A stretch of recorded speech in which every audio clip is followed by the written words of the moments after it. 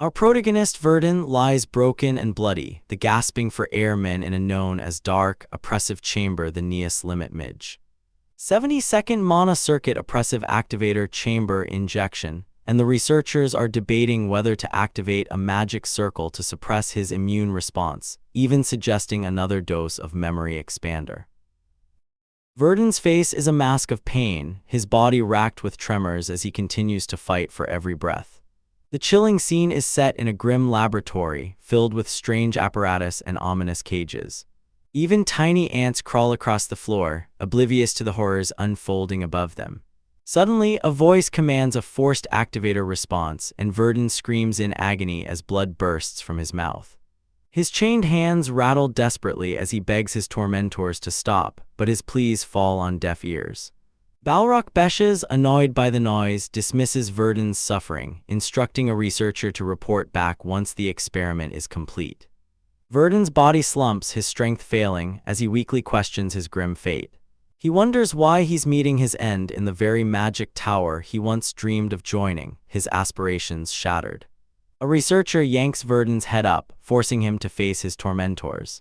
The cruel researcher mocks Verdun, asking him how it feels to be so helpless, reminding him of his lack of magical talent despite his intellect. He continues to gloat, pointing out how Verdun's vitality and knowledge are being drained in this secret lab, as the other researchers snicker. "Where's that high and mighty act now?" he taunts, urging Verdun to share some profound knowledge just like he used to.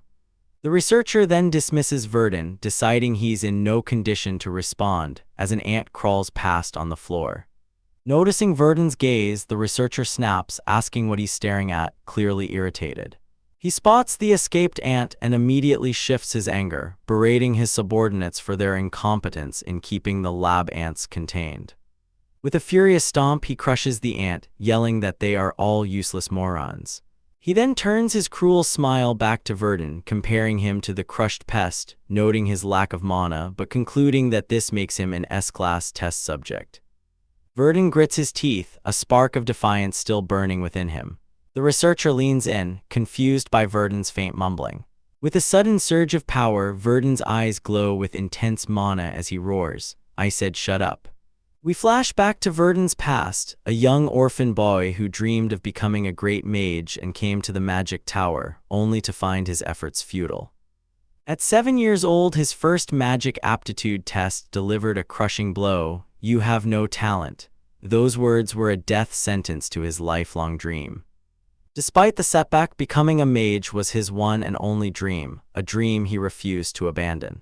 So Verdun continued to work as an errand boy in the magic tower, secretly devouring every magic book he could find. He meticulously memorized the entire library, confident that his intellect could overcome his pathetically low mana. His hard work paid off, and Verdun finally achieved his dream of becoming a researcher at the magic tower. Verdun shows his groundbreaking thesis to Rukard, who is absolutely stunned, declaring it the work of a genius that would be recognized by every magic tower, even by Tower Master Balrog Beshes himself.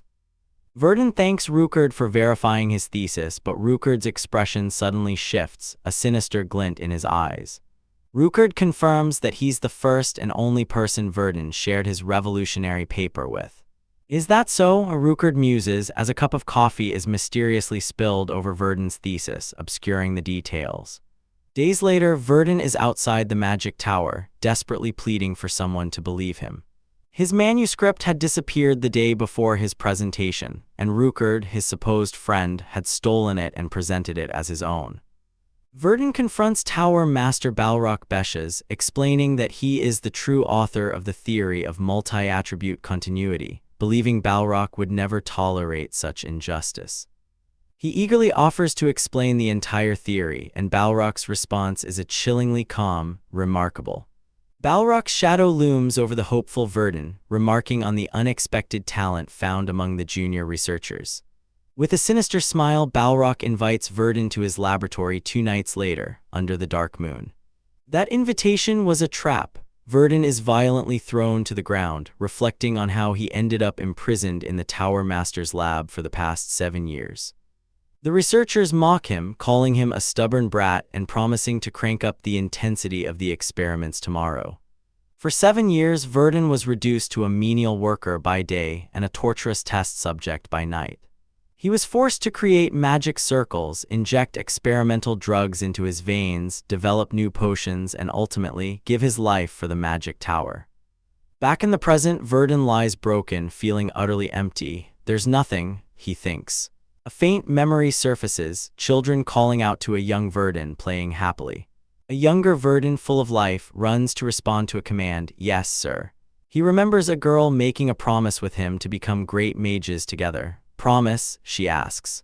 He sees himself among a group of aspiring young mages, all looking up at the grand magic tower with hopeful eyes. A kind mentor smiles at him, a symbol of the bright future he once envisioned. He reaches out, but the image distorts, his hand now bloody and scarred, a stark reminder of his present reality. Back in the present, Verdun's vision blurs, his body fading, seemingly on the brink of death. He hears that familiar sound from the experiments again, but he's too weak to care. He contemplates giving up, thinking it might be better to just die. But a voice, or perhaps his own inner resolve, challenges him. "That's not how you truly feel, is it? You know better than anyone." The crushed ant, still twitching, is a symbol. The ants on the floor begin to wrestle, swirling into a dark, ominous mass. From the swirling mass of ants, a shadowy figure emerges, its glowing eyes fixed on Verdun. The shadowy figure, a manifestation of his inner will, commands him to break your limits, as a powerful magic circle ignites behind him. Verdun clenches his fist, a fierce determination returning to his eyes. Under the moonlight, a scratching sound echoes. "It's not over yet," Verdun vows. The scratching continues on the magic circle, as Verdun declares he's been sharpening the blade of his revenge for 7 long years, ready to hone it to perfection. He just needs to solve one final problem, the scratching sound intensifying with his resolve. Verdun, covered in blood, scratches at the floor, realizing that against overwhelming power, even the sharpest mind is useless.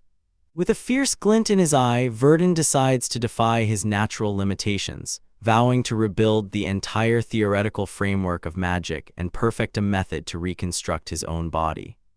With a powerful slam, Verdun activates the magic circle, ready to break his limits and begin his true journey. His expression unreadable, Verdun reflects on his life's work, the theory of celestial reversal, the ultimate key to remaking his body into the perfect vessel head always dreamed of. Form, oppressive chamber, acknowledging the artifact that will finally allow him to wield magic, even if the process might shatter him completely. The grand magic tower stands tall against the morning sky, and Verdun knows it in his bones. The day to set his audacious plan into motion has finally arrived. Experiment, and the heavy door swings open, revealing a path forward. An older mage, Balrog, scolds Verdun for his injuries, calling him pathetic for being weakened by a mere experiment and reminding him not to slack off with the festival approaching. Verdun's face, still marked with bloodstains, remains stoic and unyielding, absorbing the harsh words. With a quiet resolve, Verdun simply responds, acknowledging Balrog's command. Later, Verdun meticulously cleans a mug, his mind clearly elsewhere as another mage works in the background. He turns, a flicker of surprise in his eyes as someone approaches him. It's Roblin, a fellow mage with vibrant red hair, greeting Verdun with a playful grin. Roblin asks why he's there, and Verdun explains he wanted to bid her farewell before she departs. Verdun smiles, recalling that Roblin is heading to Viant, the legendary city of magic, a prestigious opportunity granted only to the Magic Tower's most gifted students. He offers his congratulations, but Roblin's expression turns serious, a hint of something more on her mind. Extending her hand, Roblin reiterates her standing offer, urging Verdun to join her on her journey to Viant. Verdun looks at her, a complex mix of emotions playing across his face. Roblin blushes, quickly clarifying that she simply desires his company, but Verdun cuts her off, calling her by name. With a gentle smile, Verdun firmly tells Roblin that he intends to remain right where he is. A shadow of disappointment crosses Roblin's features, her hopes dashed by his refusal. Despite her sadness, Roblin promises to keep in touch, vowing to write to him. Her carriage departs, carrying her away from the Magic Tower and from Verdun. Verdun watches her go from his window, the sound of the carriage fading into the distance. He thinks to himself that Roblin has no idea of the dark secrets and struggles hidden within the magic tower. A determined glint in his eye, Verdun urges himself to move quickly, reflecting on the hardships he's endured to reach this point. Chains rattle around his wrists, a stark reminder of his past, but Verdun's resolve is unshaken. The city bursts with life, celebrating the Magic Tower's revival, a world-renowned festival that also marks the busiest day of the year for the tower itself. Inside the tower, Verdun walks with purpose, his steps echoing softly. He knocks on a door, and a voice from within asks for his identity. Verdun announces himself, and the voice grants him entry. Inside, Balrog sits, annoyed, questioning Verdun's late-night presence, warning him of a beating if his reason isn't important. Verdun explains he's there to clean the treasure vault on the Tower Master's orders. Balrog scoffs, criticizing Verdun for not seeking permission in advance and dismissively calling him useless. He grudgingly allows Verdun access but warns him not to damage or lose anything, to which Verdun dutifully replies, "Yes, sir." Verdun steps into the treasure vault, the door closing behind him. He places a small artifact on a pedestal, and with a surge of energy, it activates. Verdun turns, satisfied that the artifact has successfully soundproofed the room, ensuring his actions will remain a secret. He descends a magnificent spiral staircase, each step taking him deeper into the heart of the vault, surrounded by countless ancient tomes.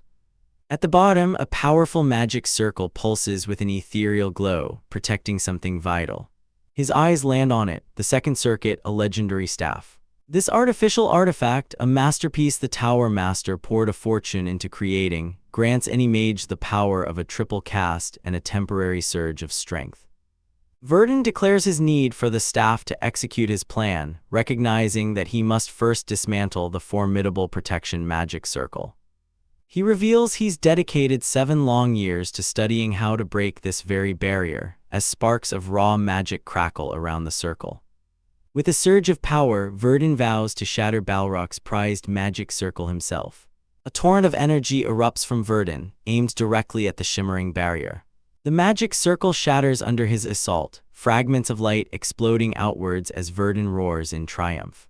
Meanwhile, in another part of the tower, bottles of expensive spirits line a shelf, hinting at a more relaxed atmosphere. 2 mages, Balrog and another guard, complain about being stuck guarding the power source while everyone else enjoys the festival, feeling like they drew the short straw. Balrog grumbles, convinced he'd have been chosen for the festivities if skill were the only factor, as he slams his mug down. Just then, Verdun appears, and Balrog, seeing him, immediately orders him to fetch more booze. Balrog boasts that once he becomes Tower Master, he'll never settle for such cheap drinks, prompting a laugh from the other guard who doubts his ambitions. The other mage playfully promises to treat Balrog to a meal if he ever achieves his dream, but their conversation is abruptly cut short as the second circuit staff streaks past them. Balrog stares in utter disbelief as Verdun stands before them, the legendary staff now firmly in his grasp. Fury contorts Balrog's face as he demands to know what in the world is happening. Verdun stands calmly, holding the staff, his expression a stark contrast to Balrog's rage. Balrog, seething, accuses Verdun of losing his mind, but Verdun retorts, his gaze unwavering, that Balrog clearly didn't see this coming. Calling Verdun a lowly thing, Balrog grabs his own staff, threatening to teach him a lesson and show him his place. With a powerful incantation, Balrog unleashes a devastating third-tier magic spell, Wave. Verdun watches the incoming attack, his expression calm and collected, completely unfazed. The powerful wave of magic crashes down, tearing through the room with destructive force. Balrog stares in shock, utterly bewildered by what just transpired. He slams into the ground, screaming in agony as the force of his own spell is somehow turned against him. Groaning in pain, Balrog demands to know how Verdun managed such a feat, given he's only a first-tier mage. Verdun points the second circuit at Balrog, declaring this is the consequence for treating him and the entire magic tower as mere playthings. He drags the 2 defeated mages across the floor, clearing his path to his ultimate goal. Verdun gazes upon the magic tower's true heart, noting that this is his first time seeing the power source up close. The magic tower's power source, a massive, pulsating purple heart, glows with immense mana, connected by countless conduits. Verdun reveals his intention to use the power source's mana to execute celestial reversal, acknowledging the perilous risk of failure. With a dramatic flourish, he pulls back his clothes, revealing an intricate network of glowing magical tattoos etched across his entire back. He firmly grasps the second circuit, ready to begin the ritual. With a decisive motion, Verdun plunges the staff into the ground, activating the ancient magic. Standing at the center of a powerful magic circle, Verdun is engulfed in surging electrical energy, the ritual of celestial reversal commencing. Verdun screams, consumed by brilliant light, declaring his rebirth as the entire magic tower pulses with an overwhelming, blinding mana. A new era is about to begin.